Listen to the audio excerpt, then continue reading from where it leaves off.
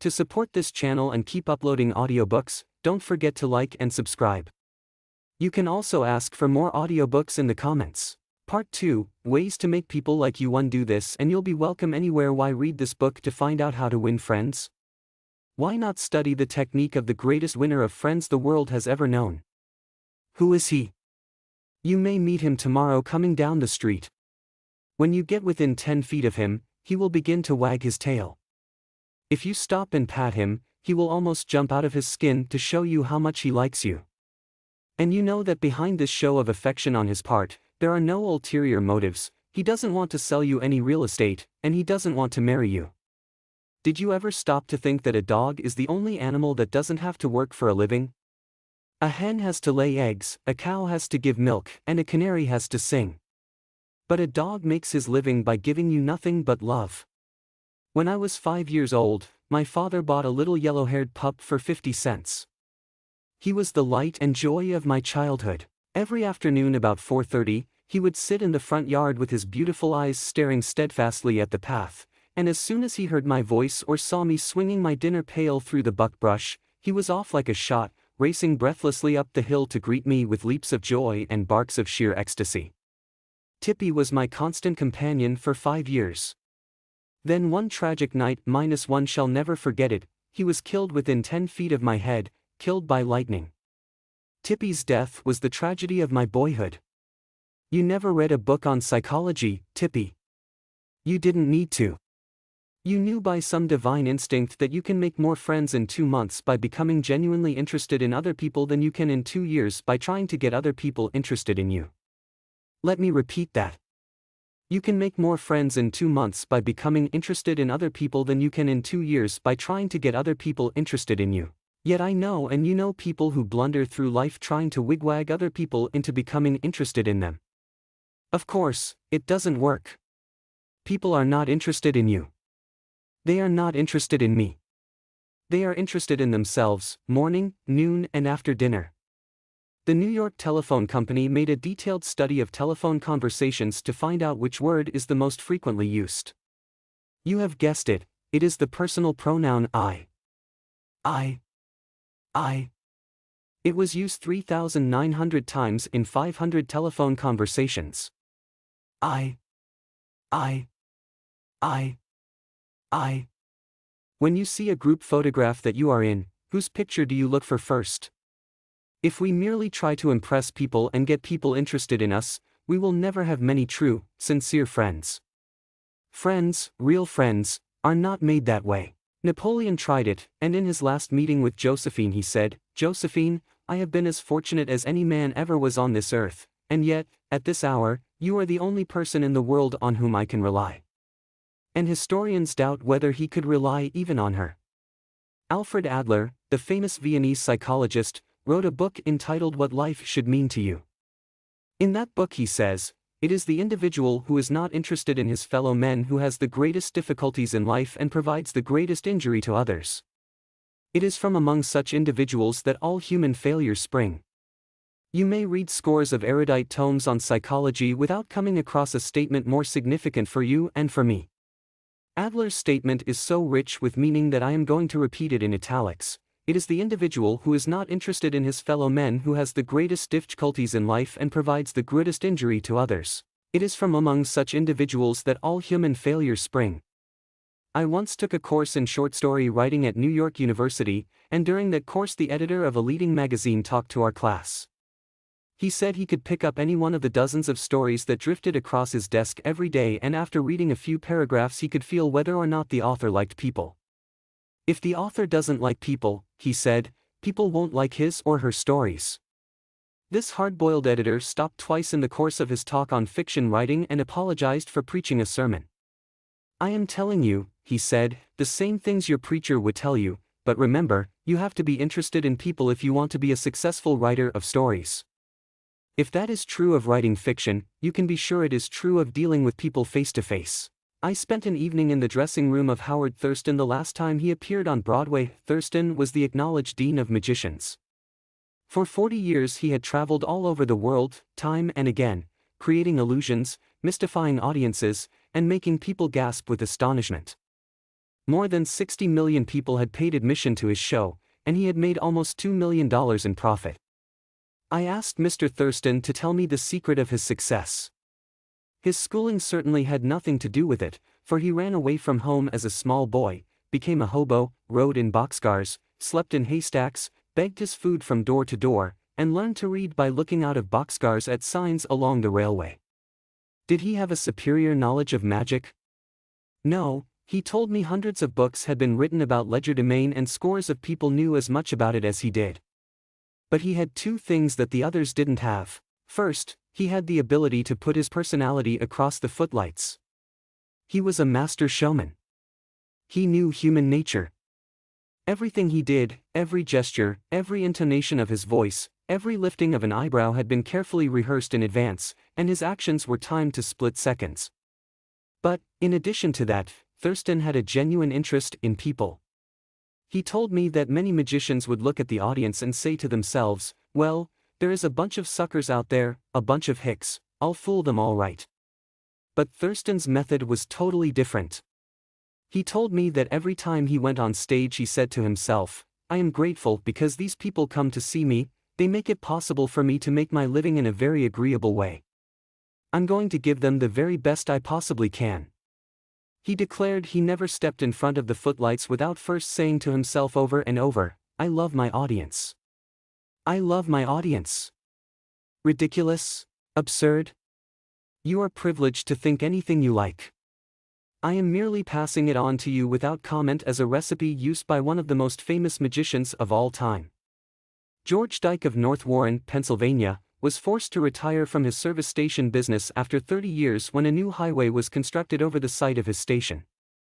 It wasn't long before the idle days of retirement began to bore him, so he started filling in his time trying to play music on his old fiddle. Soon he was traveling the area to listen to music and talk with many of the accomplished fiddlers. In his humble and friendly way he became generally interested in learning the background and interests of every musician he met. Although he was not a great fiddler himself, he made many friends in this pursuit. He attended competitions and soon became known to the country music fans in the eastern part of the United States as Uncle George, the fiddle scraper from Kinzua County. When we heard Uncle George, he was 72 and enjoying every minute of his life. By having a sustained interest in other people, he created a new life for himself at a time when most people consider their productive years over. That, too, was one of the secrets of Theodore Roosevelt's astonishing popularity. Even his servants loved him. His valet, James E. Amos, wrote a book about him entitled Theodore Roosevelt, Hero to His Valet. In that book Amos relates this illuminating incident. My wife one time asked the president about a bobwhite. She had never seen one and he described it to her fully. Sometime later, the telephone at our cottage rang. Amos and his wife lived in a little cottage on the Roosevelt estate at Oyster Bay. My wife answered it and it was Mr. Roosevelt himself. He had called her, he said, to tell her that there was a bobwhite outside her window and that if she would look out she might see it. Little things like that were so characteristic of him. Whenever he went by our cottage, even though we were out of sight, we would hear him call out, "Ooh-oh-oh-oh, Annie," or "Ooh-oh-oh, James." It was just a friendly greeting as he went by. How could employees keep from liking a man like that? How could anyone keep from liking him? Roosevelt called at the White House one day when the President and Mrs. Taft were away. His honest liking for humble people was shown by the fact that he greeted all the old White House servants by name, even the scullery maids. When he saw Alice, the kitchen maid, writes Archie Butt, he asked her if she still made cornbread. Alice told him that she sometimes made it for the servants, but no one ate it upstairs. They show bad taste, Roosevelt boomed, and I'll tell the president so when I see him. Alice brought a piece to him on a plate, and he went over to the office eating it as he went and greeting gardeners and laborers as he passed. He addressed each person just as he had addressed them in the past.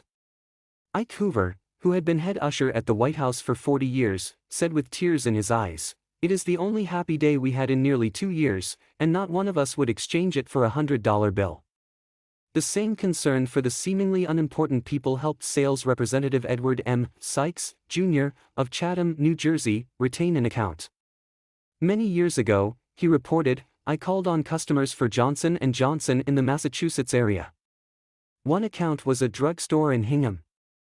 Whenever I went into this store, I would always talk to the soda clerk and sales clerk for a few minutes before talking to the owner to obtain his order. One day I went up to the owner of the store, and he told me to leave as he was not interested in buying J&J products anymore because he felt they were concentrating their activities on food and discount stores to the detriment of the small drugstore. I left with my tail between my legs and drove around the town for several hours. Finally, I decided to go back and try at least to explain our position to the owner of the store. When I returned, I walked in and as usual said hello to the soda clerk and sales clerk. When I walked up to the owner, he smiled at me and welcomed me back. He then gave me double the usual order. I looked at him with surprise and asked him what had happened since my visit only a few hours earlier. He pointed to the young man at the soda fountain and said that after I had left, the boy had come over and said that I was one of the few salespeople that called on the store that even bothered to say hello to him and to the others in the store. He told the owner that if any salesperson deserved his business, it was I. The owner agreed and remained a loyal customer. I never forgot that to be genuinely interested in other people is a most important quality for a salesperson to possess, for any person, for that matter. I have discovered from personal experience that one can win the attention and time and cooperation of even the most sought-after people by becoming genuinely interested in them. Let me illustrate. Years ago, I conducted a course in fiction writing at the Brooklyn Institute of Arts and Sciences, and we wanted such distinguished and busy authors as Kathleen Norris, Fannie Hurst, Ida Tarbell, Albert Payson Terhune and Rupert Hughes to come to Brooklyn and give us the benefit of their experiences. So we wrote them, saying we admired their work and were deeply interested in getting their advice and learning the secrets of their success. Each of these letters was signed by about 150 students. We said we realized that these authors were busy, too busy to prepare a lecture. So we enclosed a list of questions for them to answer about themselves and their methods of work. They liked that. Who wouldn't like it? So they left their homes and traveled to Brooklyn to give us a helping hand. By using the same method, I persuaded Leslie M. Shaw, Secretary of the Treasury in Theodore Roosevelt's cabinet, George W. Wickersham, Attorney General in Taft's cabinet, William Jennings Bryan, Franklin D. Roosevelt and many other prominent men to come to talk to the students of my courses in public speaking. All of us, be we workers in a factory, clerks in an office or even a king upon his throne, all of us like people who admire us. Take the German Kaiser, for example. At the close of World War I, he was probably the most savagely and universally despised man on this earth. Even his own nation turned against him when he fled over into Holland to save his neck. The hatred against him was so intense that millions of people would have loved to tear him limb from limb or burn him at the stake. In the midst of all this forest fire of fury, one little boy wrote the Kaiser a simple, sincere letter glowing with kindliness and admiration. This little boy said that no matter what the others thought, he would always love Wilhelm as his emperor. The Kaiser was deeply touched by his letter and invited the little boy to come to see him. The boy came, so did his mother, and the Kaiser married her. That little boy didn't need to read a book on how to win friends and influence people. He knew how instinctively. If we want to make friends, let's put ourselves out to do things for other people, things that require time, energy, unselfishness, and thoughtfulness. When the Duke of Windsor was Prince of Wales, he was scheduled to tour South America, and before he started out on that tour he spent months studying Spanish so that he could make public talks in the language of the country, and the South Americans loved him for it. For years I made it a point to find out the birthdays of my friends. How? Although I haven't the foggiest bit of faith in astrology, I began by asking the other party whether he believed the date of one's birth has anything to do with character and disposition. I then asked him or her to tell me the month and day of birth. If he or she said November 24th, for example, I kept repeating to myself, November 24th, November 24th. The minute my friend's back was turned, I wrote down the name and birthday and later would transfer it to a birthday book. At the beginning of each year, I had these birthday dates scheduled in my calendar pad so that they came to my attention automatically. When the natal day arrived, there was my letter or telegram. What a hit it made! I was frequently the only person on earth who remembered. If we want to make friends, let's greet people with animation and enthusiasm. When somebody calls you on the telephone, use the same psychology. Say, hello, in tones that bespeak how pleased you are to have the person call. Many companies train their telephone operators to greet all callers in a tone of voice that radiates interest and enthusiasm. The caller feels the company is concerned about them. Let's remember that when we answer the telephone tomorrow. Showing a genuine interest in others not only wins friends for you, but may develop in its customers a loyalty to your company. In an issue of the publication of the National Bank of North America of New York, the following letter from Madeline Rosedale, a depositor, was published, **** Eagle, publication of the Nadermole Bank of North America, New York, March 31, 1978. I would like you to know how much I appreciate your staff. Everyone is so courteous, polite and helpful. What a pleasure it is, after waiting on a long line, to have the teller greet you pleasantly. Last year my mother was hospitalized for 5 months. Frequently I went to Marie Petrosello, a teller. She was concerned about my mother and inquired about her progress. Is there any doubt that Mrs. Rosedale will continue to use this bank? Charles Arth Walters, of one of the large banks in New York City, was assigned to prepare a confidential report on a certain corporation. He knew of only one person who possessed the facts he needed so urgently. As Mr. Walters was ushered into the president's office, a young woman stuck her head through a door and told the president that she didn't have any stamps for him that day. I am collecting stamps for my 12-year-old son, the president explained to Mr. Walters. Mr. Walters stated his mission and began asking questions. The president was vague, general, nebulous. He didn't want to talk, and apparently nothing could persuade him to talk. The interview was brief and barren. Frankly, I didn't know what to do, Mr. Walters said as he related the story to the class. Then I remembered what his secretary had said to him, stamps, 12-year-old son. And I also recalled that the foreign department of our bank collected stamps taken from letters pouring in from every continent washed by the 7 seas. The next afternoon I called on this man and sent in word that I had some stamps for his boy. Was I ushered in with enthusiasm? Yes, sir. He couldn't have shaken my hand with more enthusiasm if he had been running for Congress. He radiated smiles and goodwill. My George will love this one, he kept saying as he fondled the stamps. And look at this. This is a treasure. We spent half an hour talking stamps and looking at a picture of his boy, and he then devoted more than an hour of his time to giving me every bit of information I wanted, without my even suggesting that he do it. He told me all he knew, and then called in his subordinates and questioned them. He telephoned some of his associates. He loaded me down with facts, figures, reports and correspondence. In the parlance of newspaper reporters, I had a scoop. Here is another illustration. C.M. Naffel, Jr. of Philadelphia had tried for years to sell fuel to a large chain store organization. But the chain store company continued to purchase its fuel from an out-of-town dealer and haul it right past the door of Naffel's office. Mr. Naffel made a speech one night before one of my classes, pouring out his hot wrath upon chain stores, branding them as a curse to the nation. And still he wondered why he couldn't sell them.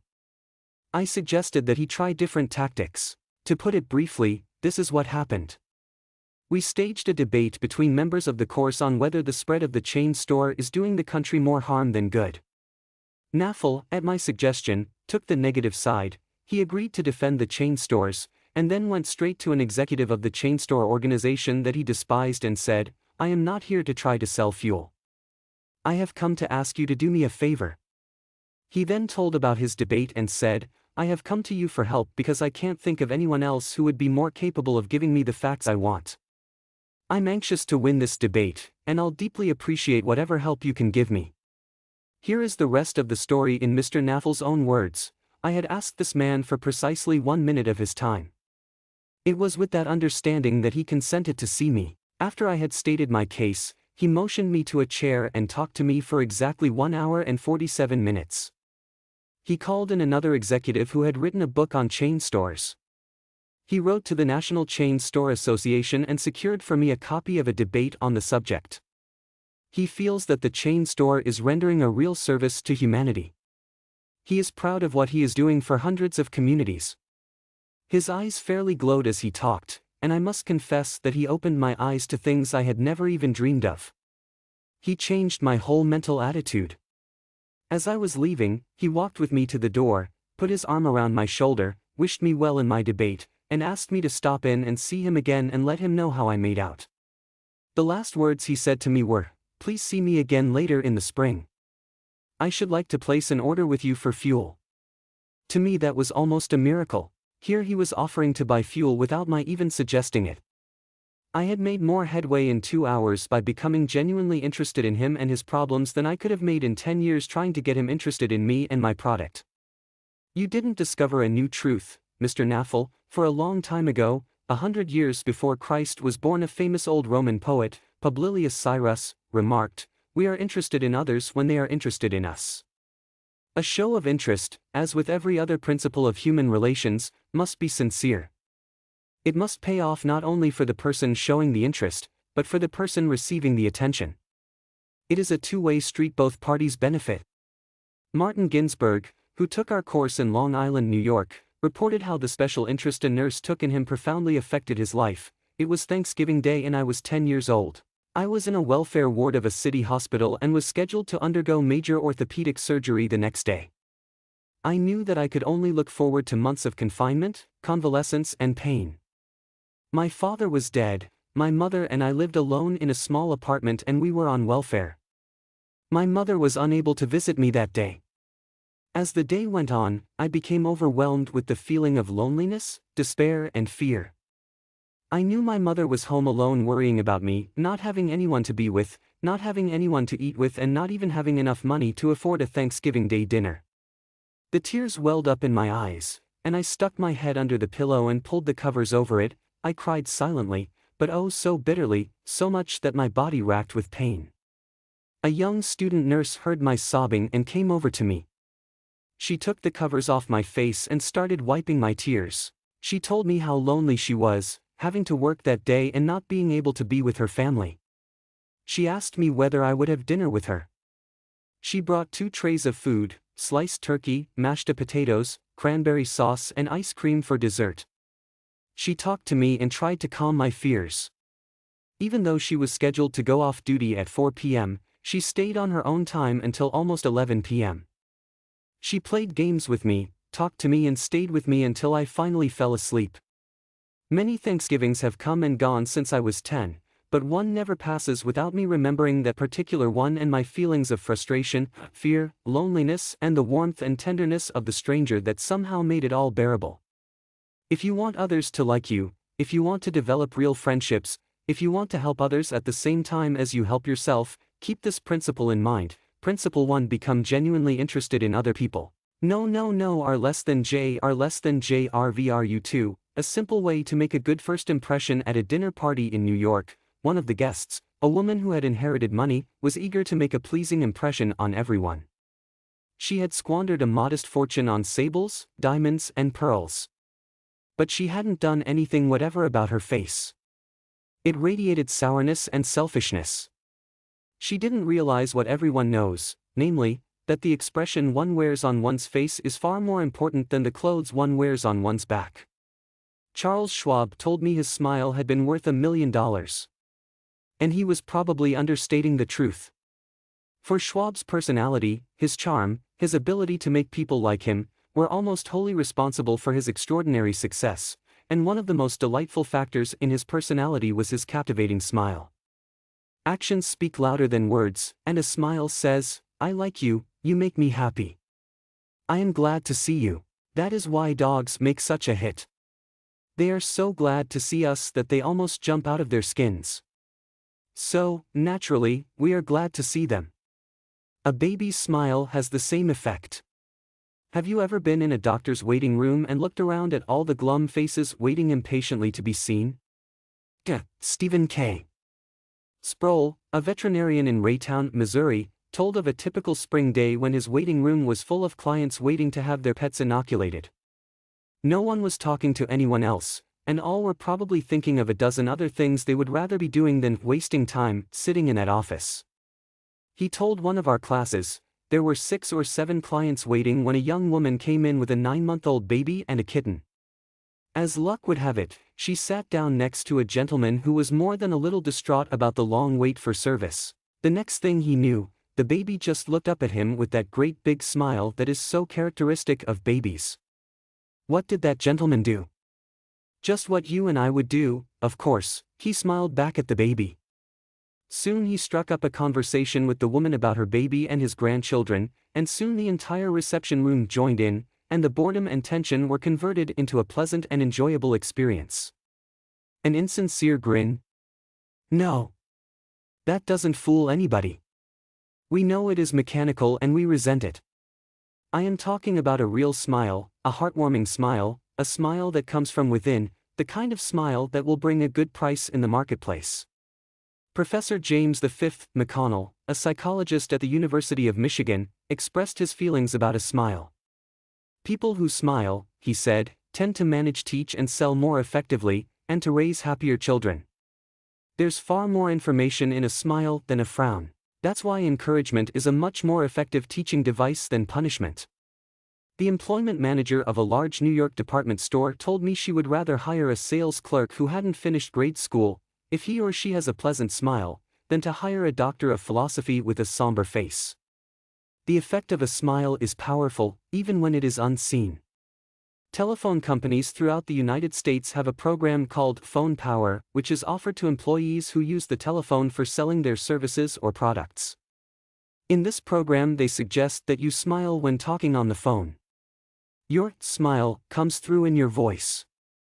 Robert Cryer, manager of a computer department for a Cincinnati, Ohio, company, told how he had successfully found the right applicant for a hard-to-fill position. I was desperately trying to recruit a PhD in computer science for my department. I finally located a young man with ideal qualifications who was about to be graduated from Purdue University.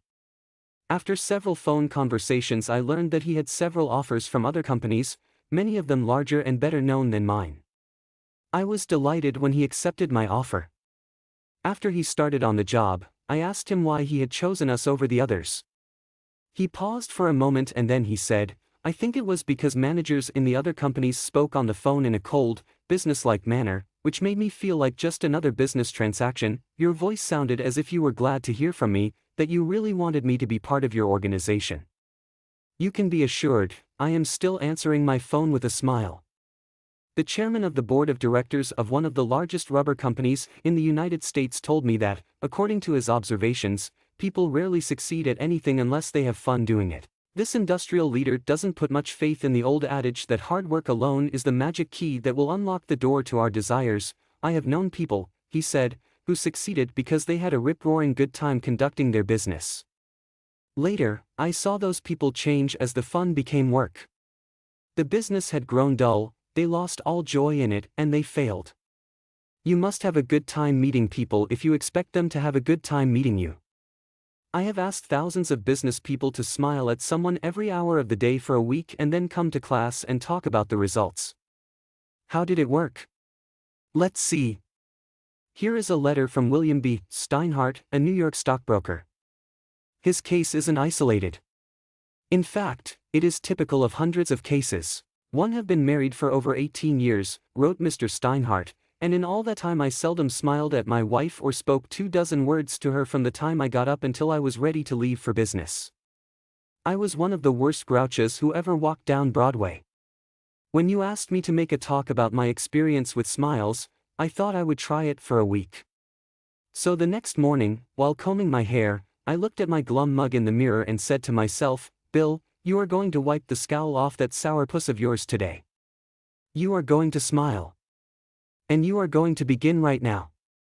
As I sat down to breakfast, I greeted my wife with a "Good morning, my dear," and smiled as I said it. You warned me that she might be surprised. Well, you underestimated her reaction. She was bewildered. She was shocked. I told her that in the future she could expect this as a regular occurrence, and I kept it up every morning. This changed attitude of mine brought more happiness into our home in the 2 months since I started than there was during the last year. As I leave for my office, I greet the elevator operator in the apartment house with a "Good morning" and a smile. I greet the doorman with a smile. I smile at the cashier in the subway booth when I ask for change. As I stand on the floor of the stock exchange, I smile at people who until recently never saw me smile. I soon found that everybody was smiling back at me. I treat those who come to me with complaints or grievances in a cheerful manner. I smile as I listen to them, and I find that adjustments are accomplished much easier. I find that smiles are bringing me dollars, many dollars every day. I share my office with another broker.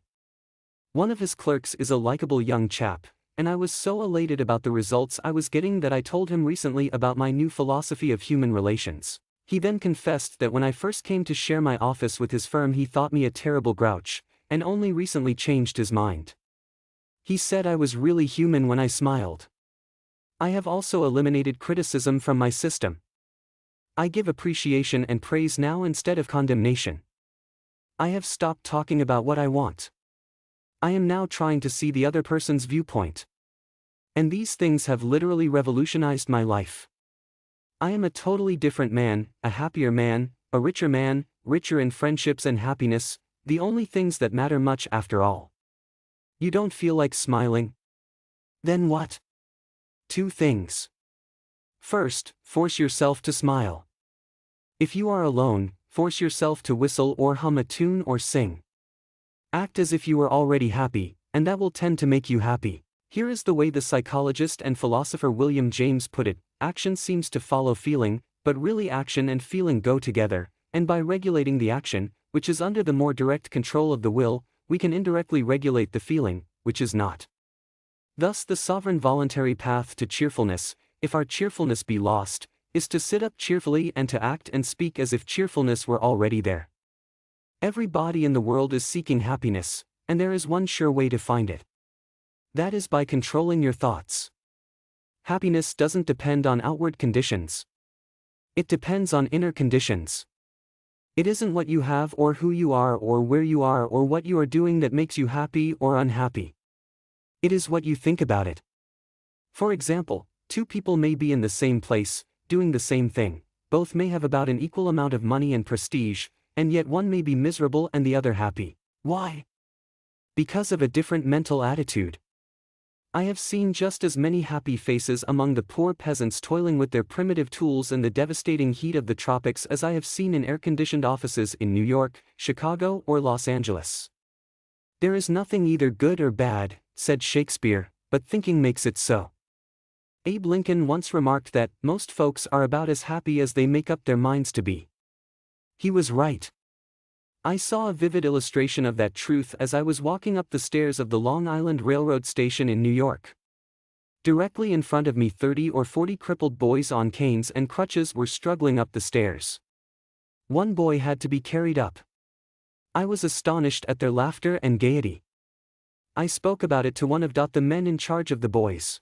"Oh, yes," he said, "when a boy realizes that he is going to be a cripple for life, he is shocked at first, but after he gets over the shock, he usually resigns himself to his fate and then becomes as happy as normal boys."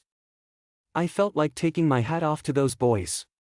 They taught me a lesson I hope I shall never forget.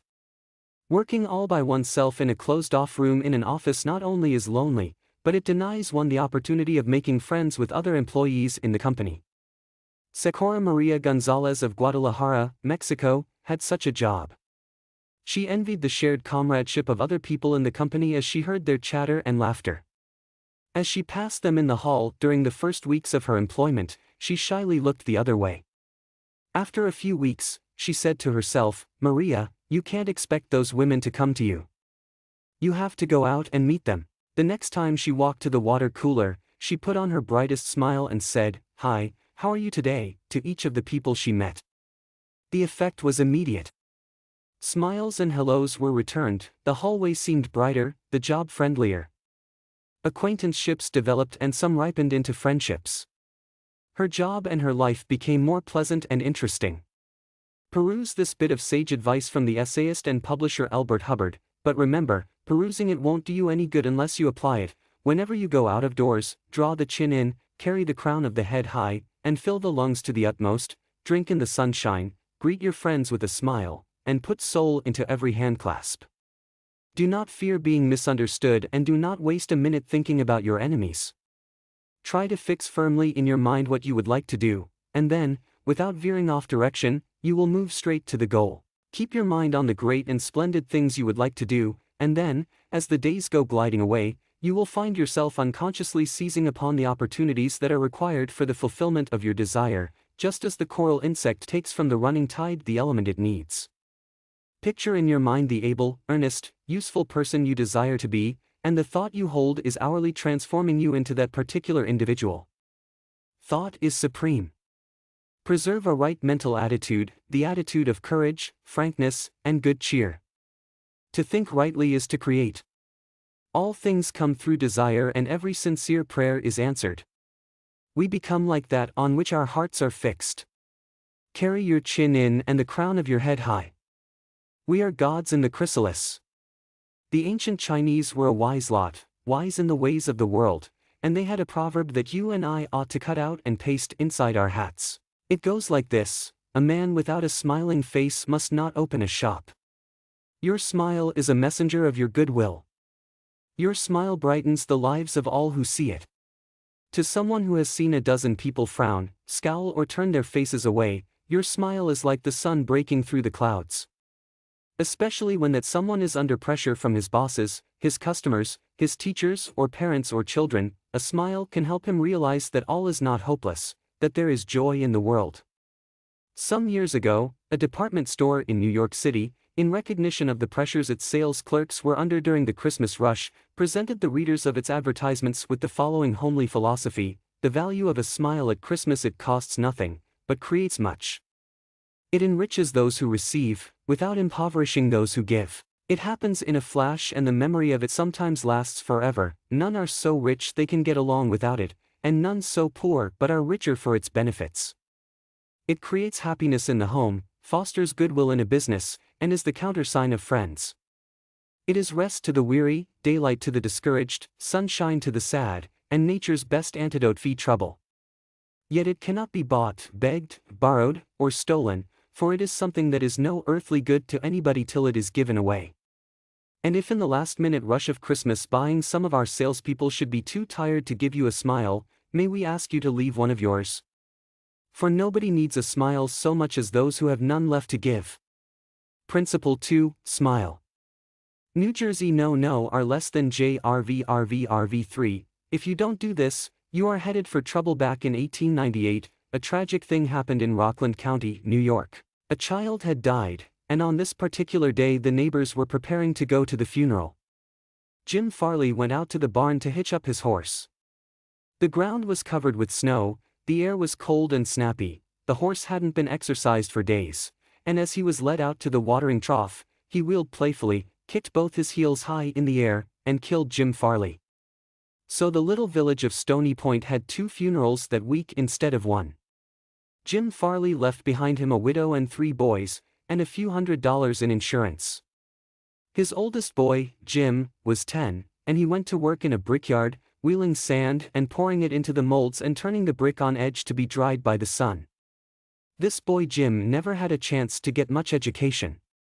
But with his natural geniality, he had a flair for making people like him, so he went into politics, and as the years went by, he developed an uncanny ability for remembering people's names. Phi never saw the inside of a high school, but before he was 46 years of age, 4 colleges had honored him with degrees, and he had become chairman of the Democratic National Committee and Postmaster General of the United States. I once interviewed Jim Farley and asked him the secret of his success. Phi said, "Hard work," and I said, "Don't be funny." Phi then asked me what I thought was the reason for his success. I replied, "I understand you can call 10,000 people by their first names." "No. You are wrong," he said. "I can call 50,000 people by their first names. Make no mistake about it." That ability helped Mr. Farley put Franklin D. Roosevelt in the white use when he managed Roosevelt's campaign in 1932.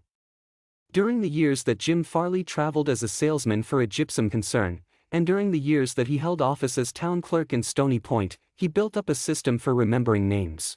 In the beginning, it was a very simple one. Whenever he met a new acquaintance, he found out his or her complete name and some facts about his or her family, business, and political opinions.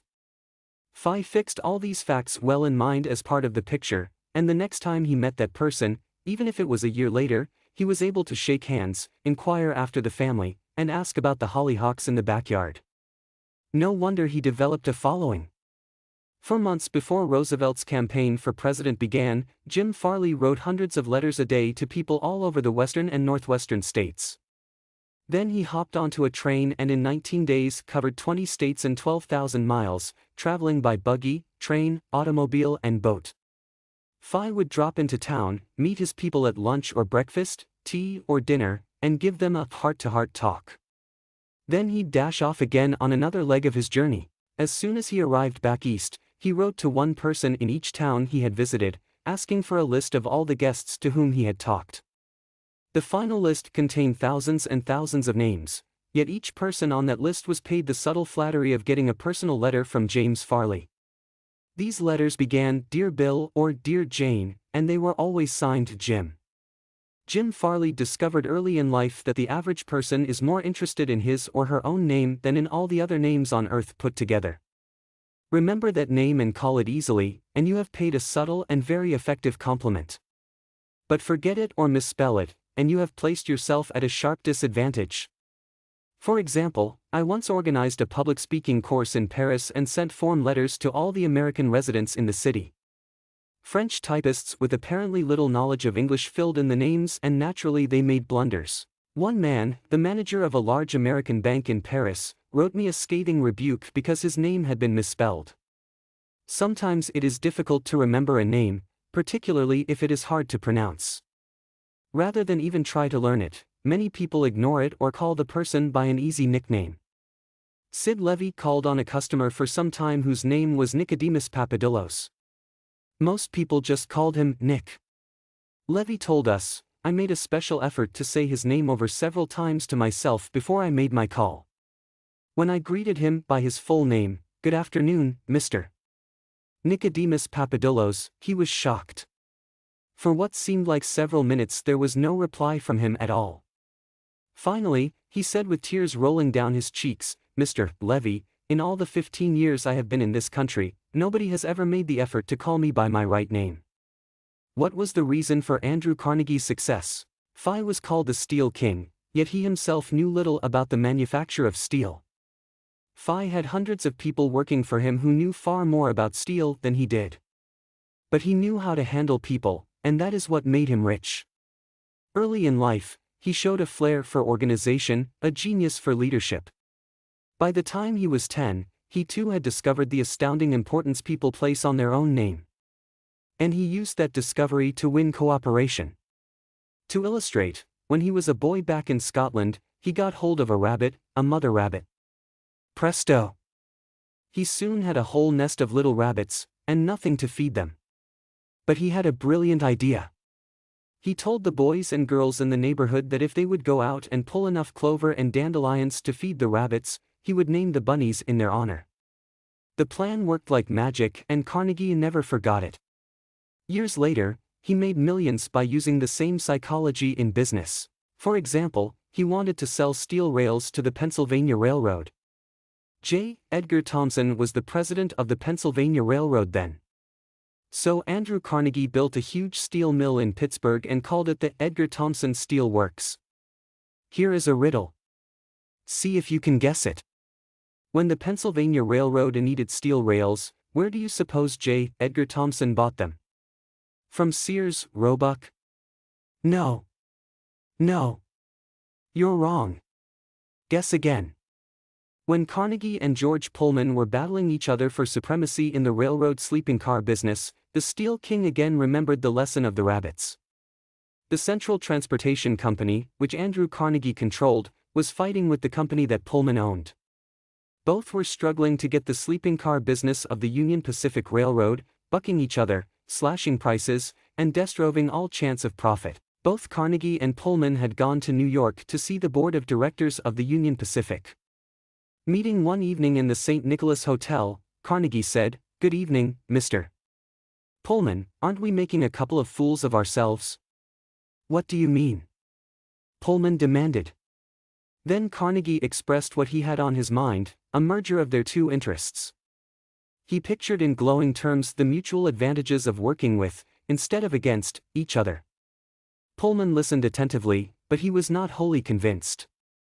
Finally he asked, "What would you call the new company?" And Carnegie replied promptly, "Why, the Pullman Palace Car Company, of course." Pullman's face brightened. "Come into my room," he said. "Let's talk it over." That talk made industrial history. This policy of remembering and honoring the names of his friends and business associates was one of the secrets of Andrew Carnegie's leadership. He was proud of the fact that he could call many of his factory workers by their first names, and he boasted that while he was personally in charge, no strike ever disturbed his flaming steel mills. Benton Love, chairman of Texas Commerce Bank Shares, believes that the bigger a corporation gets, the colder it becomes. "One way to warm it up," he said, "is to remember people's names. The executive who tells me he can't remember names is at the same time telling me he can't remember a significant part of his business and is operating on quicksand." Karen Kiersek of Rancho Palos Verdes, California, a flight attendant for TWA, made it a practice to learn the names of as many passengers in her cabin as possible and use the name when serving them. This resulted in many compliments on her service expressed both to her directly and to the airline. One passenger wrote, "I haven't flown TWA for some time, but I'm going to start flying nothing but TWA from now on. You make me feel that your airline has become a very personalized airline, and that is important to me. People are so proud of their names that they strive to perpetuate them at any cost." Even blustering, hard-boiled old P.T. Barnum, the greatest showman of his time, disappointed because he had no sons to carry on his name, offered his grandson, C.H. Seeley, $25,000 if he would call himself Barnum Seeley. For many centuries, nobles and magnates supported artists, musicians and authors so that their creative works would be dedicated to them. Libraries and museums owe their richest collections to people who cannot bear to think that their names might perish from the memory of the race. The New York Public Library has its Astor and Lenox collections. The Metropolitan Museum perpetuates the names of Benjamin Altman and J.P. Morgan. And nearly every church is beautified by stained glass windows commemorating the names of their donors. Many of the buildings on the campus of most universities bear the names of donors who contributed large sums of money for this honor. Most people don't remember names, for the simple reason that they don't take the time and energy necessary to concentrate and repeat and fix names indelibly in their minds. They make excuses for themselves, they are too busy. But they were probably no busier than Franklin D. Roosevelt, and he took time to remember and recall even the names of mechanics with whom he came into contact. To illustrate, the Chrysler organization built a special car for Mr. Roosevelt, who could not use a standard car because his legs were paralyzed. W.F. Chamberlain and a mechanic delivered it to the White House. I have in front of me a letter from Mr. Chamberlain relating his experiences. "I taught President Roosevelt how to handle a car with a lot of unusual gadgets, but he taught me a lot about the fine art of handling people. When I called at the White House," Mr. Chamberlain writes, "the president was extremely pleasant and cheerful. He called me by name, made me feel very comfortable, and particularly impressed me with the fact that he was vitally interested in things I had to show him and tell him. The car was so designed that it could be operated entirely by hand." A crowd gathered around to look at the car, and he remarked, "I think it is marvelous. All you have to do is to touch a button and it moves away and you can drive it without effort. I think it is grand minus one don't know what makes it go. I'd love to have the time to tear it down and see how it works." When Roosevelt's friends and associates admired the machine, he said in their presence, "Mr. Chamberlain, I certainly appreciate all the time and effort you have spent in developing this car. It is a mighty fine job." He admired the radiator, the special rear vision mirror and clock, the special spotlight, the kind of upholstery, the sitting position of the driver's seat, the special suitcases in the trunk with his monogram on each suitcase. In other words, he took notice of every detail to which he knew I had given considerable thought. He made a point of bringing these various pieces of equipment to the attention of Mrs. Roosevelt, Miss Perkins, the Secretary of Labor, and his secretary. He even brought the old White House porter into the picture by saying, "George, you want to take particularly good care of the suitcases." When the driving lesson was finished, the president turned to me and said, "Well, Mr. Chamberlain, I have been keeping the Federal Reserve Board waiting 30 minutes. I guess I had better get back to work." I took a mechanic with me to the White House. He was introduced to Roosevelt when he arrived. He didn't talk to the president, and Roosevelt heard his name only once. He was a shy chap, and he kept in the background. But before leaving us, the president looked for the mechanic, shook his hand, called him by name, and thanked him for coming to Washington. And there was nothing perfunctory about his thanks. He meant what he said. I could feel that. A few days after returning to New York, I got an autographed photograph of President Roosevelt and a little note of thanks again expressing his appreciation for my assistance. How he found time to do it is a mystery to me. Franklin D. Roosevelt knew that one of the simplest, most obvious, and most important ways of gaining goodwill was by remembering names and making people feel important, yet how many of us do it? Half the time we are introduced to a stranger, we chat a few minutes and can't even remember his or her name by the time we say goodbye. One of the first lessons a politician learns is this: to recall a voter's name is statesmanship. To forget it is oblivion. And the ability to remember names is almost as important in business and social contacts as it is in politics. Napoleon III, Emperor of France and nephew of the great Napoleon, boasted that in spite of all his royal duties he could remember the name of every person he met. His technique? Simple. If he didn't hear the name distinctly, he said, "So sorry. I didn't get the name clearly." Then, if it was an unusual name, he would say, "How is it spelled?" During the conversation, he took the trouble to repeat the name several times, and tried to associate it in his mind with the person's features, expression, and general appearance. If the person was someone of importance, Napoleon went to even further pains. As soon as His Royal Highness was alone, he wrote the name down on a piece of paper, looked at it, concentrated on it, fixed it securely in his mind, and then tore up the paper. In this way, he gained an eye impression of the name as well as an ear impression. All this takes time, but good manners, said Emerson, are made up of petty sacrifices. The importance of remembering and using names is not just the prerogative of kings and corporate executives. It works for all of us. Ken Nottingham, an employee of General Motors in Indiana, usually had lunch at the company cafeteria. He noticed that the woman who worked behind the counter always had a scowl on her face. She had been making sandwiches for about 2 hours and I was just another sandwich to her. I told her what I wanted. She weighed out the ham on a little scale, then she gave me 1 leaf of lettuce, a few potato chips and handed them to me. The next day I went through the same line. Same woman, same scowl. The only difference was I noticed her name tag. I smiled and said, "Hello, Eunice," and then told her what I wanted. Well, she forgot the scale, piled on the ham, gave me 3 leaves of lettuce and heaped on the potato chips until they fell off the plate. We should be aware of the magic contained in a name and realize that this single item is wholly and completely owned by the person with whom we are dealing and nobody else. The name sets the individual apart. It makes him or her unique among all others. The information we are imparting or the request we are making takes on a special importance when we approach the situation with the name of the individual. From the waitress to the senior executive, the name will work magic as we deal with others. Principle 3, remember that a person's name is to that person the sweetest and most important sound in any language. New Jersey r/y no 4, an easy way to become a good conversationalist. Some time ago, I attended a bridge party. I don't play bridge, and there was a woman there who didn't play bridge either. She had discovered that I had once been Lowell Thomas's manager before he went on the radio and that I had traveled in Europe a great deal while helping him prepare the illustrated travel talks he was then delivering. So she said, "Oh, Mr. Carnegie, I do want you to tell me about all the wonderful places you have visited and the sights you have seen." As we sat down on the sofa, she remarked that she and her husband had recently returned from a trip to Africa. Africa! I exclaimed.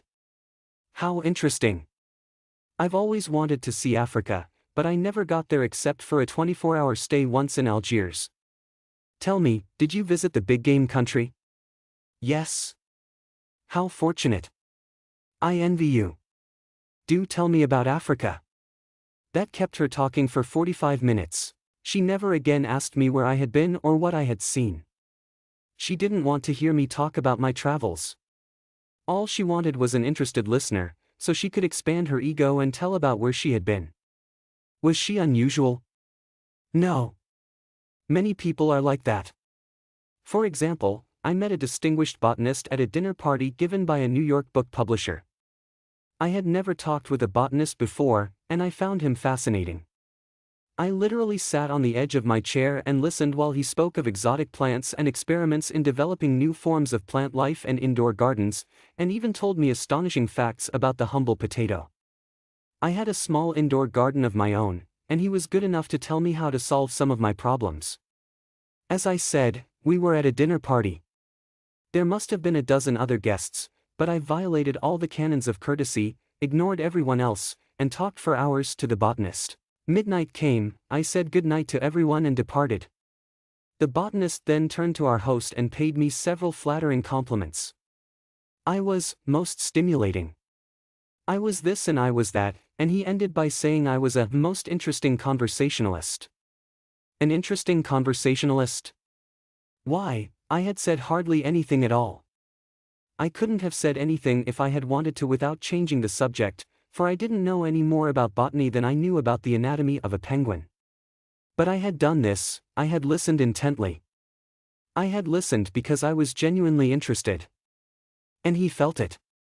Naturally, that pleased him.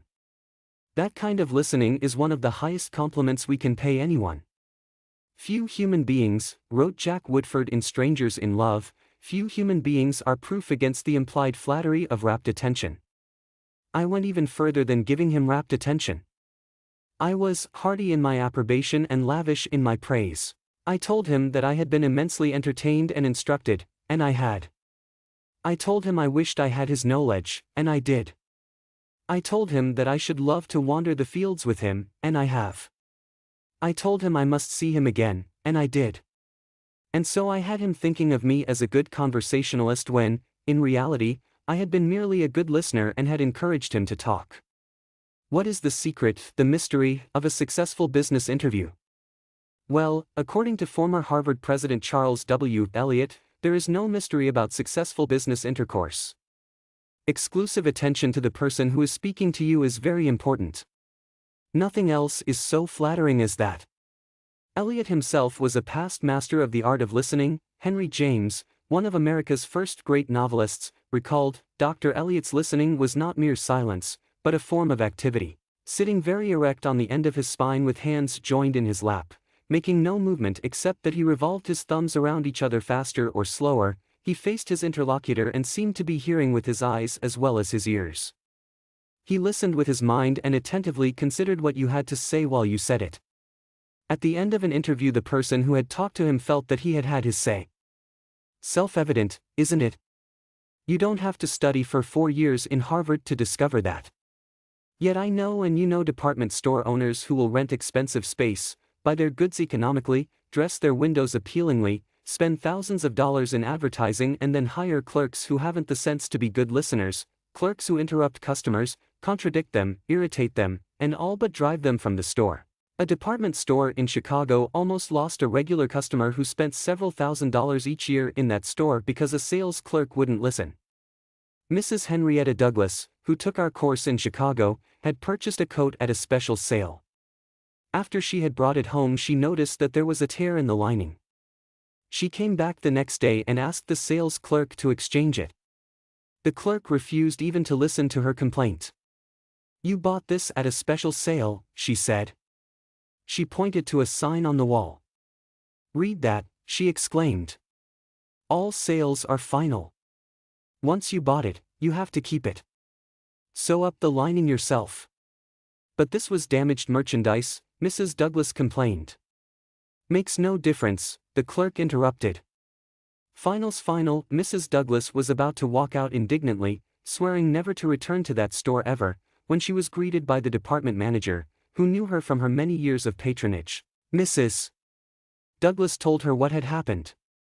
The manager listened attentively to the whole story, examined the coat and then said, "Special sales are final, so we can dispose of merchandise at the end of the season. But this no-return policy does not apply to damaged goods. We will certainly repair or replace the lining, or if you prefer, give you your money back." What a difference in treatment! If that manager had not come along and listened to the customer, a long-term patron of that store could have been lost forever. Listening is just as important in one's home life as in the world of business. Millie Esposito of Croton-on-Hudson, New York, made it her business to listen carefully when one of her children wanted to speak with her. One evening she was sitting in the kitchen with her son, Robert, and after a brief discussion of something that was on his mind, Robert said, "Mom, I know that you love me very much." Mrs. Esposito was touched and said, "Of course I love you very much. Did you doubt it?" Robert responded, "No, but I really know you love me because whenever I want to talk to you about something you stop whatever you are doing and listen to me." The chronic kicker, even the most violent critic, will frequently soften and be subdued in the presence of a patient, sympathetic listener, a listener who will be silent while the irate fault-finder dilates like a king cobra and spews the poison out of his system. To illustrate, the New York Telephone Company discovered a few years ago that it had to deal with one of the most vicious customers who ever cursed a customer service representative. And he did curse. He raved. He threatened to tear the phone out by its roots. He refused to pay certain charges that he declared were false. He wrote letters to the newspapers. He filed innumerable complaints with the Public Service Commission, and he started several suits against the telephone company. At last, one of the company's most skillful troubleshooters was sent to interview this stormy petrel. This troubleshooter listened and let the cantankerous customer enjoy himself pouring out his tirade. The telephone representative listened and said yes, and sympathized with his grievance. He raved on and I listened for nearly 3 hours, the troubleshooter said as he related his experiences before one of the author's classes. Then I went back and listened some more. I interviewed him 4 times, and before the 4th visit was over I had become a charter member of an organization he was starting. He called it the Telephone Subscribers Protective Association. I am still a member of this organization, and, so far as I know, I'm the only member in the world today besides Mr. I listened and sympathized with him on every point that he made during these interviews. He had never had a telephone representative talk with him that way before, and he became almost friendly. The point on which I went to see him was not even mentioned on the first visit, nor was it mentioned on the second or third, but upon the 4th interview, I closed the case completely. He paid all his bills in full, and for the first time in the history of his difficulties with the telephone company he voluntarily withdrew his complaints from the Public Service Commission. Doubtless Mr. had considered himself a holy crusader, defending the public rights against callous exploitation. But in reality, what he had really wanted was a feeling of importance. He got this feeling of importance at first by kicking and complaining. But as soon as he got his feeling of importance from a representative of the company, his imagined grievances vanished into thin air. One morning years ago, an angry customer stormed into the office of Julian F. Detmer, founder of the Detmer Woolen Company, which later became the world's largest distributor of woolens to the tailoring trade. This man owed us a small sum of money, Mr. Detmer explained to me. The customer denied it, but we knew he was wrong. So our credit department had insisted that he pay. After getting a number of letters from our credit department, he packed his grip, made a trip to Chicago, and hurried into my office to inform me not only that he was not going to pay that bill, but that he was never going to buy another dollar's worth of goods from the Detmer Woolen Company. I listened patiently to all he had to say. I was tempted to interrupt, but I realized that would be bad policy, so I let him talk himself out. When he finally simmered down and got in a receptive mood, I said quietly, "I want to thank Vo for coming to Chicago to tell me about this. You have done me a great favor, for if our credit department has annoyed you, it may annoy other good customers, and that would be just too bad. Believe me, I am far more eager to hear this than you are to tell it." That was the last thing in the world he expected me to say. I think he was a trifle disappointed, because he had come to Chicago to tell me a thing or two, but here I was thanking him instead of scrapping with him. I assured him we would wipe the charge off the books and forget it, because he was a very careful man with only one account to look after, while our clerks had to look after thousands. Therefore, he was less likely to be wrong than we were. I told him that I understood exactly how he felt and that, if I were in his shoes, I should undoubtedly feel precisely as he did. Since he wasn't going to buy from us anymore, I recommended some other woolen houses. In the past, we had usually lunched together when he came to Chicago, so I invited him to have lunch with me this day. He accepted reluctantly, but when we came back to the office he placed a larger order than ever before. He returned home in a softened mood and, wanting to be just as fair with us as we had been with him, looked over his bills, found one that had been mislaid, and sent us a check with his apologies. Later, when his wife presented him with a baby boy, he gave his son the middle name of Detmer, and he remained a friend and customer of the house until his death 22 years afterwards. Years ago, a poor Dutch immigrant boy washed the windows of a bakery shop after school to help support his family. His people were so poor that in addition he used to go out in the street with a basket every day and collect stray bits of coal that had fallen in the gutter where the coal wagons had delivered fuel. That boy, Edward Bach, never got more than 6 years of schooling in his life, yet eventually he made himself one of the most successful magazine editors in the history of American journalism. How did he do it? That is a long story, but how he got his start can be told briefly. He got his start by using the principles advocated in this chapter. He left school when he was 13 and became an office boy for Western Union, but he didn't for one moment give up the idea of an education. Instead, he started to educate himself. He saved his car fares and went without lunch until he had enough money to buy an encyclopedia of American biography, and then he did an unheard of thing. He read the lives of famous people and wrote them asking for additional information about their childhoods. He was a good listener. He asked famous people to tell him more about themselves. He wrote General James A. Garfield, who was then running for president, and asked if it was true that he was once a tow boy on a canal, and Garfield replied. He wrote General Grant asking about a certain battle, and Grant drew a map for him and invited this 14-year-old boy to dinner and spent the evening talking to him.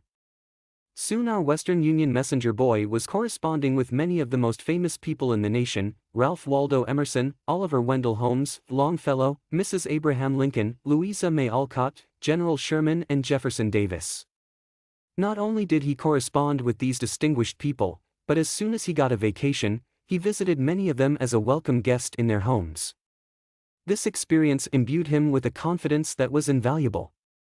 These men and women fired him with a vision and ambition that shaped his life. And all this, let me repeat, was made possible solely by the application of the principles we are discussing here. Isaac F.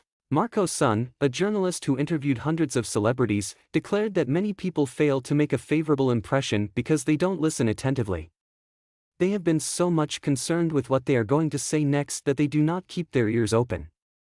Very important people have told me that they prefer good listeners to good talkers, but the ability to listen seems rarer than almost any other good trait. And not only important personages crave a good listener, but ordinary folk do too. As the Reader's Digest once said, many persons call a doctor when all they want is an audience. During the darkest hours of the Civil War, Lincoln wrote to an old friend in Springfield, Illinois, asking him to come to Washington. Lincoln said he had some problems he wanted to discuss with him. The old neighbor called at the White House, and Lincoln talked to him for hours about the advisability of issuing a proclamation freeing the slaves. Lincoln went over all the arguments for and against such a move, and then read letters and newspaper articles, some denouncing him for not freeing the slaves and others denouncing him for fear he was going to free them. After talking for hours, Lincoln shook hands with his old neighbor, said good night, and sent him back to Illinois without even asking for his opinion. Lincoln had done all the talking himself. That seemed to clarify his mind. He seemed to feel easier after that talk, the old friend said. Lincoln hadn't wanted advice, he had wanted merely a friendly, sympathetic listener to whom he could unburden himself. That's what we all want when we are in trouble. That is frequently all the irritated customer wants, and the dissatisfied employee or the hurt friend. One of the great listeners of modern times was Sigmund Freud. A man who met Freud described his manner of listening. It struck me so forcibly that I shall never forget him. He had qualities which I had never seen in any other man. Never had I seen such concentrated attention. There was none of that piercing, soul-penetrating gaze business. His eyes were mild and genial. His voice was low and kind. His gestures were few. But the attention he gave me, his appreciation of what I said, even when I said it badly, was extraordinary. You've no idea what it meant to be listened to like that. If you want to know how to make people shun you and laugh at you behind your back and even despise you, Here is the recipe: never listen to anyone for long. Talk incessantly about yourself. If you have an idea while the other person is talking, don't wait for him or her to finish, bust right in and interrupt in the middle of a sentence. Do you know people like that? I do, unfortunately, and the astonishing part of it is that some of them are prominent. Bores, that is all they are, bores intoxicated with their own egos, drunk with a sense of their own importance. People who talk only of themselves think only of themselves. And those people who think only of themselves, Dr. Nicholas Murray Butler, longtime president of Columbia University, said, are hopelessly uneducated. They are not educated, said Dr. Butler, no matter how instructed they may be. So if you aspire to be a good conversationalist, be an attentive listener. To be interesting, be interested. Ask questions that other persons will enjoy answering. Encourage them to talk about themselves and their accomplishments. Remember that the people you are talking to are 100 times more interested in themselves and their wants and problems than they are in you and your problems. A person's toothache means more to that person than a famine in China which kills 1 million people. A boil on one's neck interests one more than 40 earthquakes in Africa. Think of that the next time you start a conversation. Principle 4. Be a good listener. Encourage others to talk about themselves. New Jersey R to the power of J R to the power of J no RV5, how to interest people. Everyone who was ever a guest of Theodore Roosevelt was astonished at the range and diversity of his knowledge. Whether his visitor was a cowboy or a rough rider, a New York politician or a diplomat, Roosevelt knew what to say. And how was it done? The answer was simple. Whenever Roosevelt expected a visitor, he sat up late the night before, reading up on the subject in which he knew his guest was particularly interested. For Roosevelt knew, as all leaders know, that the royal road to a person's heart is to talk about the things he or she treasures most.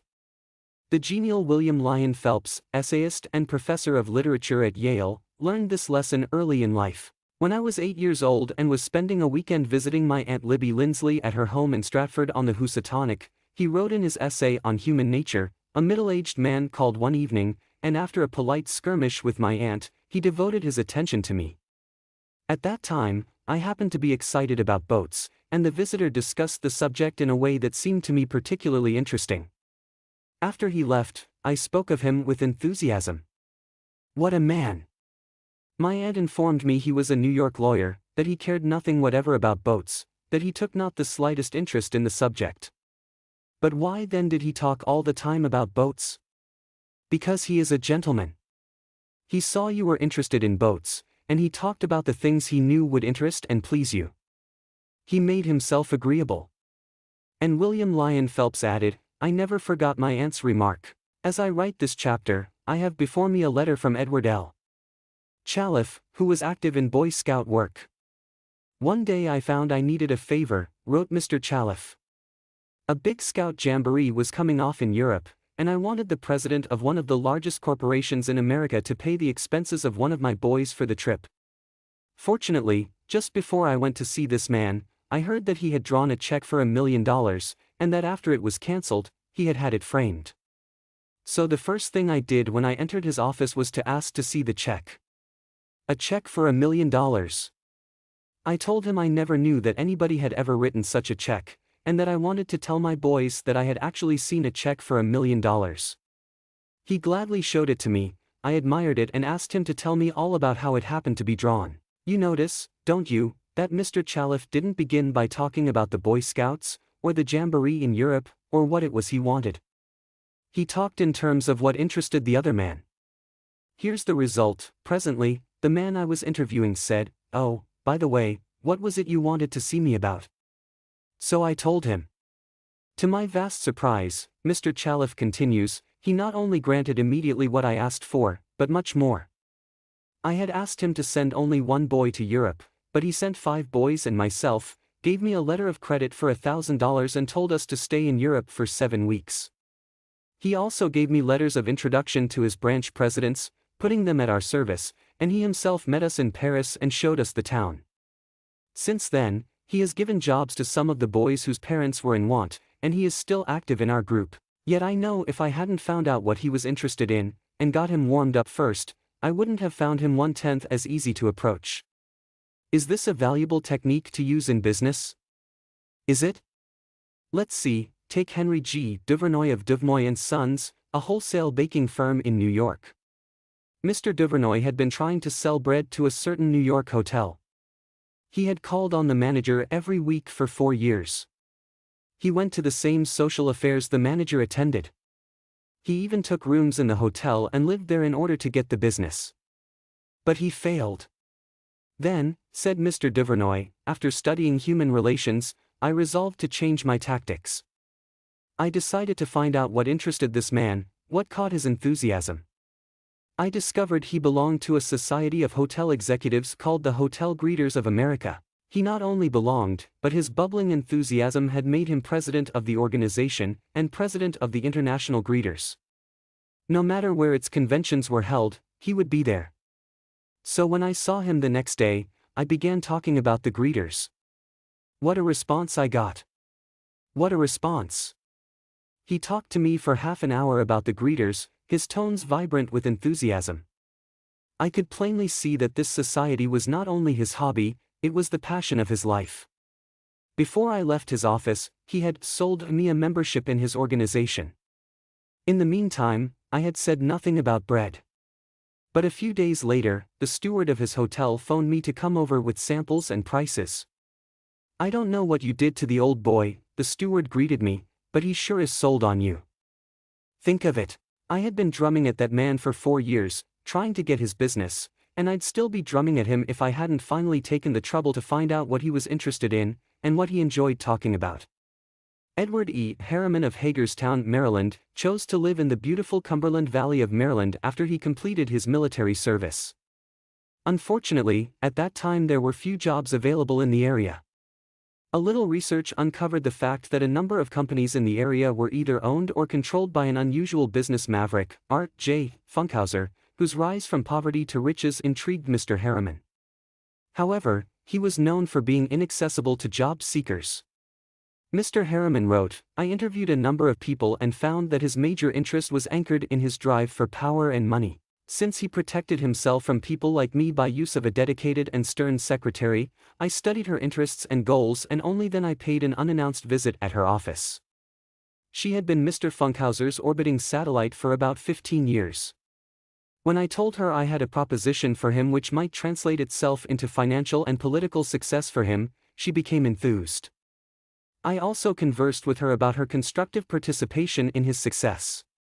After this conversation, she arranged for me to meet Mr. Funkhauser. I entered his huge and impressive office determined not to ask directly for a job. He was seated behind a large carved desk and thundered at me, How about it, young man? I said, Mr. Funkhauser, I believe I can make money for you. He immediately rose and invited me to sit in one of the large upholstered chairs. I enumerated my ideas and the qualifications I had to realize these ideas, as well as how they would contribute to his personal success and that of his businesses. Art J., as he became known to me, hired me at once, and for over 20 years I have grown in his enterprises and we both have prospered. Talking in terms of the other person's interests pays off for both parties. Howard Z. Hersig, a leader in the field of employee communications, has always followed this principle. When asked what reward he got from it, Mr. Hersig responded that he not only received a different reward from each person but that in general the reward had been an enlargement of his life each time he spoke to someone. Principle 5, talk in terms of the other person's interests. R less than J no R less than J New Jersey no 6, how to make people like you instantly. I was waiting in line to register a letter in the post office at 33rd Street and 8th Avenue in New York. I noticed that the clerk appeared to be bored with the job, weighing envelopes, handing out stamps, making change, issuing receipts, the same monotonous grind year after year. So I said to myself, I am going to try to make that clerk like me. Obviously, to make him like me, I must say something nice, not about myself, but about him. So I asked myself, what is there about him that I can honestly admire? That is sometimes a hard question to answer, especially with strangers, but, in this case, it happened to be easy. I instantly saw something I admired no end. So while he was weighing my envelope, I remarked with enthusiasm, I certainly wish I had your head of hair. He looked up, half startled, his face beaming with smiles. "Well, it isn't as good as it used to be," he said modestly. I assured him that although it might have lost some of its pristine glory, nevertheless it was still magnificent. He was immensely pleased. We carried on a pleasant little conversation, and the last thing he said to me was, "Many people have admired my hair. I'll bet that person went out to lunch that day walking on air. I'll bet he went home that night and told his wife about it. I'll bet he looked in the mirror and said, 'It is a beautiful head of hair.'" I told this story once in public, and a man asked me afterwards, "What did you want to get out of him?" What was I trying to get out of him? What was I trying to get out of him? If we are so contemptibly selfish that we can't radiate a little happiness and pass on a bit of honest appreciation without trying to get something out of the other person in return, if our souls are no bigger than sour crab apples, we shall meet with the failure we so richly deserve. Oh yes, I did want something out of that chap. I wanted something priceless. And I got it. I got the feeling that I had done something for him without his being able to do anything whatever in return for me. That is a feeling that flows and sings in your memory long after the incident is past. There is one all-important law of human conduct. If we obey that law, we shall almost never get into trouble. In fact, that law, if obeyed, will bring us countless friends and constant happiness. But the very instant we break the law, we shall get into endless trouble. The law is this: always make the other person feel important. John Dewey, as we have already noted, said that the desire to be important is the deepest urge in human nature, and William James said, "The deepest principle in human nature is the craving to be appreciated." As I have already pointed out, it is this urge that differentiates us from the animals. It is this urge that has been responsible for civilization itself. Philosophers have been speculating on the rules of human relationships for thousands of years, and out of all that speculation, there has evolved only one important precept. It is not new. It is as old as history. Zoroaster taught it to his followers in Persia 500 years ago. Confucius preached it in China 24 centuries ago. Lao Tse, the founder of Taoism, taught it to his disciples in the valley of the Han. Buddha preached it on the bank of the holy Ganges 500 years before Christ. The sacred books of Hinduism taught it 1,000 years before that. Jesus taught it among the stony hills of Judea 19 centuries ago. Jesus summed it up in one thought, probably the most important rule in the world: do unto others as you would have others do unto you. You want the approval of those with whom you come in contact. You want recognition of your true worth. You want a feeling that you are important in your little world. You don't want to listen to cheap, insincere flattery, but you do crave sincere appreciation. You want your friends and associates to be, as Charles Schwab put it, hearty in their approbation and lavish in their praise. All of us want that. So let's obey the golden rule, and give unto others what we would have others give unto us. How? When? Where? The answer is, all the time, everywhere. David G. Smith of Eau Claire, Wisconsin, told one of our classes how he handled a delicate situation when he was asked to take charge of the refreshment booth at a charity concert. The night of the concert, I arrived at the park and found two elderly ladies in a very bad humor standing next to the refreshment stand. Apparently each thought that she was in charge of this project. As I stood there pondering what to do, one of the members of the sponsoring committee appeared and handed me a cash box and thanked me for taking over the project. She introduced Rose and Jane as my helpers and then ran off. A great silence ensued. Realizing that the cash box was a symbol of authority, of sorts, I gave the box to Rose and explained that I might not be able to keep the money straight and that if she took care of it I would feel better. I then suggested to Jane that she show two teenagers who had been assigned to refreshments how to operate the soda machine, and I asked her to be responsible for that part of the project. The evening was very enjoyable, with Rose happily counting the money, Jane supervising the teenagers, and me enjoying the concert. You don't have to wait until you are ambassador to France or chairman of the clambake committee of your lodge before you use this philosophy of appreciation. You can work magic with it almost every day. If, for example, the waitress brings us mashed potatoes when we have ordered French fried, let's say, "I'm sorry to trouble you, but I prefer French fried." She'll probably reply, "No trouble at all," and will be glad to change the potatoes, because we have shown respect for her. Little phrases such as, "I'm sorry to trouble you, would you be so kind as to? Won't you please? Would you mind? Thank you." Little courtesies like these oil the cogs of the monotonous grind of everyday life and, incidentally, they are the hallmark of good breeding. Let's take another illustration. Hall Caine's novels The Christian, The Deemster, The Manxman, among them, were all bestsellers in the early part of this century. Millions of people read his novels, countless millions. He was the son of a blacksmith. He never had more than 8 years' schooling in his life, yet when he died he was the richest literary man of his time. The story goes like this: Hall Caine loved sonnets and ballads, so he devoured all of Dante Gabriel Rossetti's poetry. He even wrote a lecture chanting the praises of Rossetti's artistic achievement and sent a copy to Rossetti himself.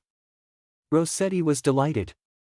"Any young man who has such an exalted opinion of my ability," Rossetti probably said to himself, "must be brilliant," so Rossetti invited this blacksmith's son to come to London and act as his secretary. That was the turning point in Hall Caine's life, for, in his new position, he met the literary artists of the day. Profiting by their advice and inspired by their encouragement, he launched upon a career that emblazoned his name across the sky. His home, Greeba Castle, on the Isle of Man, became a mecca for tourists from the far corners of the world, and he left a multi-million-dollar estate. Yet, who knows, he might have died poor and unknown had he not written an essay expressing his admiration for a famous man. Such is the power, the stupendous power, of sincere, heartfelt appreciation. Rossetti considered himself important. That is not strange, almost everyone considers himself important, very important. The life of many a person could probably be changed if only someone would make him feel important. Ronald J. Rowland, who is one of the instructors of our course in California, is also a teacher of arts and crafts. He wrote to us about a student named Chris in his beginning crafts class. Chris was a very quiet, shy boy lacking in self-confidence, the kind of student that often does not receive the attention he deserves. I also teach an advanced class that had grown to be somewhat of a status symbol and a privilege for a student to have earned the right to be in it. On Wednesday, Chris was diligently working at his desk. I really felt there was a hidden fire deep inside him. I asked Chris if he would like to be in the advanced class. How I wish I could express the look in Chris's face, the emotions in that shy 14-year-old boy, trying to hold back his tears. "Who, me, Mr. Rowland? Am I good enough?" "Yes, Chris, you are good enough." I had to leave at that point because tears were coming to my eyes. As Chris walked out of class that day, seemingly 2 inches taller, he looked at me with bright blue eyes and said in a positive voice, "Thank you, Mr. Rowland." Chris taught me a lesson I will never forget: our deep desire to feel important. To help me never forget this rule, I made a sign which reads, "You are important." This sign hangs in the front of the classroom for all to see and to remind me that each student I face is equally important. The unvarnished truth is that almost all the people you meet feel themselves superior to you in some way, and a sure way to their hearts is to let them realize in some subtle way that you recognize their importance, and recognize it sincerely. Remember what Emerson said, "Every man I meet is my superior in some way. In that, I learn of him." And the pathetic part of it is that frequently those who have the least justification for a feeling of achievement bolster up their egos by a show of tumult and conceit which is truly nauseating. As Shakespeare put it, "Man, proud man, /Dreist in a little brief authority, / plays such fantastic tricks before high heaven / as make the angels weep." I am going to tell you how business people in my own courses have applied these principles with remarkable results. Let's take the case of a Connecticut attorney. Because of his relatives he prefers not to have his name mentioned. Shortly after joining the course, Mr. R drove to Long Island with his wife to visit some of her relatives. She left him to chat with an old aunt of hers and then rushed off by herself to visit some of the younger relatives. Since he soon had to give a speech professionally on how he applied the principles of appreciation, he thought he would gain some worthwhile experience talking with the elderly lady. So he looked around the house to see what he could honestly admire. "This house was built about 1890, wasn't it?" he inquired. "Yes," she replied, "that is precisely the year it was built." "It reminds me of the house I was born in," he said. "It's beautiful. Well built. Roomy. You know, they don't build houses like this anymore. You're right, the old lady agreed. The young folks nowadays don't care for beautiful homes. All they want is a small apartment, and then they go off gaddying about in their automobiles. This is a dream house, she said in a voice vibrating with tender memories. This house was built with love. My husband and I dreamed about it for years before we built it. We didn't have an architect. We planned it all ourselves. She showed Mr. R about the house, and he expressed his hearty admiration for the beautiful treasures she had picked up in her travels and cherished over a lifetime: paisley shawls, an old English tea set, Wedgwood china, French beds and chairs, Italian paintings, and silk draperies that had once hung in a French chateau.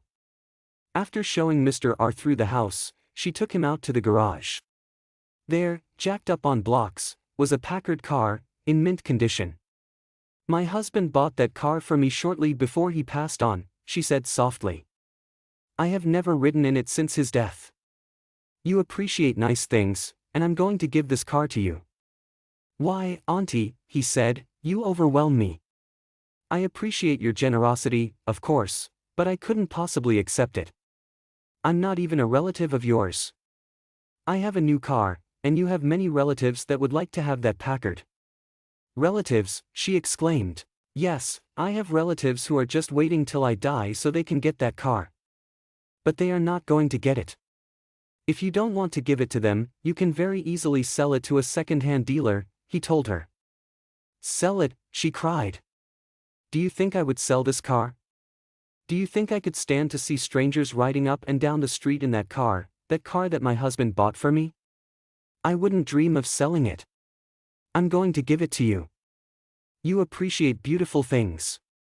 Fi tried to get out of accepting the car, but he couldn't without hurting her feelings. This lady, left all alone in a big house with her paisley shawls, her French antiques, and her memories, was starving for a little recognition. She had once been young and beautiful and sought after. She had once built a house warm with love and had collected things from all over Europe to make it beautiful. Now, in the isolated loneliness of old age, she craved a little human warmth, a little genuine appreciation, and no one gave it to her. And when she found it, like a spring in the desert, her gratitude couldn't adequately express itself with anything less than the gift of her cherished Packard. Let's take another case. Donald M. McMahon, who was superintendent of Lewis and Valentine, nurserymen and landscape architects in Rye, New York, related this incident. Shortly after I attended the talk on How to Win Friends and Influence People, I was landscaping the estate of a famous attorney. The owner came out to give me a few instructions about where he wished to plant a mass of rhododendrons and azaleas. I said, Judge, you have a lovely hobby. I've been admiring your beautiful dogs. I understand you win a lot of blue ribbons every year at the show in Madison Square Garden. The effect of this little expression of appreciation was striking. Yes, the judge replied, I do have a lot of fun with my dogs. Would you like to see my kennel? He spent almost an hour showing me his dogs and the prizes they had won. He even brought out their pedigrees and explained about the bloodlines responsible for such beauty and intelligence. Finally, turning to me, he asked, Do you have any small children? Yes, I do, I replied, I have a son. Well, wouldn't he like a puppy? The judge inquired. Oh, yes, he'd be tickled pink. All right, I'm going to give him one, the judge announced. He started to tell me how to feed the puppy. Then he paused. You'll forget it if I tell you. I'll write it out. So the judge went in the house, typed out the pedigree and feeding instructions, and gave me a puppy worth several $100s and 1 hour and 15 minutes of his valuable time, largely because I had expressed my honest admiration for his hobby and achievements. George Eastman, of Kodak fame, invented the transparent film that made motion pictures possible, amassed a fortune of $100 million, and made himself one of the most famous businessmen on earth. Yet in spite of all these tremendous accomplishments, he craved little recognitions, even as you and I. To illustrate, when Eastman was building the Eastman School of Music and also Kilbourne Hall in Rochester, James Adamson, then president of the Superior Seating Company of New York, wanted to get the order to supply the theater chairs for these buildings. Phoning the architect, Mr. Adamson made an appointment to see Mr. Eastman in Rochester. When Adamson arrived, the architect said, "I know you want to get this order, but I can tell you right now that you won't stand a ghost of a show if you take more than 5 minutes of George Eastman's time. He is a strict disciplinarian. He is very busy. So tell your story quickly and get out." Adamson was prepared to do just that. When he was ushered into the room, he saw Mr. Eastman bending over a pile of papers at his desk. Presently, Mr. Eastman looked up, removed his glasses, and walked toward the architect and Mr. Adamson, saying, "Good morning, gentlemen, what can I do for you?" The architect introduced them, and then Mr. Adamson said, "While we've been waiting for you, Mr. Eastman, I've been admiring your office.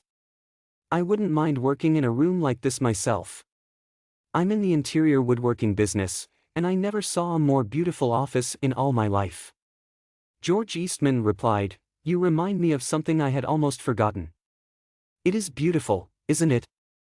I enjoyed it a great deal when it was first built. But I come down here now with a lot of other things on my mind and sometimes don't even see the room for weeks at a time." Adamson walked over and rubbed his hand across a panel. "This is English oak, isn't it? A little different texture from Italian oak." "Yes," Eastman replied. "Imported English oak. It was selected for me by a friend who specializes in fine woods." Then Eastman showed him about the room, commenting on the proportions, the coloring, the hand carving and other effects he had helped to plan and execute. While drifting about the room, admiring the woodwork, they paused before a window, and George Eastman, in his modest, soft-spoken way, pointed out some of the institutions through which he was trying to help humanity: the University of Rochester, the General Hospital, the Homeopathic Hospital, the Friendly Home, the Children's Hospital. Mr. Adamson congratulated him warmly on the idealistic way he was using his wealth to alleviate the sufferings of humanity. Presently, George Eastman unlocked a glass case and pulled out the first camera he had ever owned, an invention he had bought from an Englishman. Adamson questioned him at length about his early struggles to get started in business, and Mr. Eastman spoke with real feeling about the poverty of his childhood, telling how his widowed mother had kept a boarding house while he clerked in an insurance office. The terror of poverty haunted him day and night, and he resolved to make enough money so that his mother wouldn't have to work. Mr. Adamson drew him out with further questions and listened, absorbed, while he related the story of his experiments with dry photographic plates. He told how he had worked in an office all day, and sometimes experimented all night, taking only brief naps while the chemicals were working, sometimes working and sleeping in his clothes for 72 hours at a stretch. James Adamson had been ushered into Eastman's office at 10:15 and had been warned that he must not take more than 5 minutes, but an hour had passed, then 2 hours passed. And they were still talking. Finally, George Eastman turned to Adamson and said, "The last time I was in Japan I bought some chairs, brought them home, and put them in my sun porch. But the sun peeled the paint, so I went downtown the other day and bought some paint and painted the chairs myself. Would you like to see what sort of a job I can do painting chairs? All right. Come up to my home and have lunch with me and I'll show you." After lunch, Mr. Eastman showed Adamson the chairs he had brought from Japan. They weren't worth more than a few dollars, but George Eastman, now a multimillionaire, was proud of them because he himself had painted them. The order for the seats amounted to $90,000. Who do you suppose got the order, James Adamson or one of his competitors? From the time of this story until Mr. Eastman's death, he and James Adamson were close friends. Claude Marais, a restaurant owner in Rouen, France, used this principle and saved his restaurant the loss of a key employee. This woman had been in his employ for 5 years and was a vital link between M. Marais and his staff of 21 people. He was shocked to receive a registered letter from her advising him of her resignation. M. Marais reported, "I was very surprised and, even more, disappointed, because I was under the impression that I had been fair to her and receptive to her needs. Inasmuch as she was a friend as well as an employee, I probably had taken her too much for granted and maybe was even more demanding of her than of other employees. I could not, of course, accept this resignation without some explanation. I took her aside and said, 'Paulette, you must understand that I cannot accept your resignation. You mean a great deal to me and to this company, and you are as important to the success of this restaurant as I am.' I repeated this in front of the entire staff, and I invited her to my home and reiterated my confidence in her with my family present. Paulette withdrew her resignation, and today I can rely on her as never before.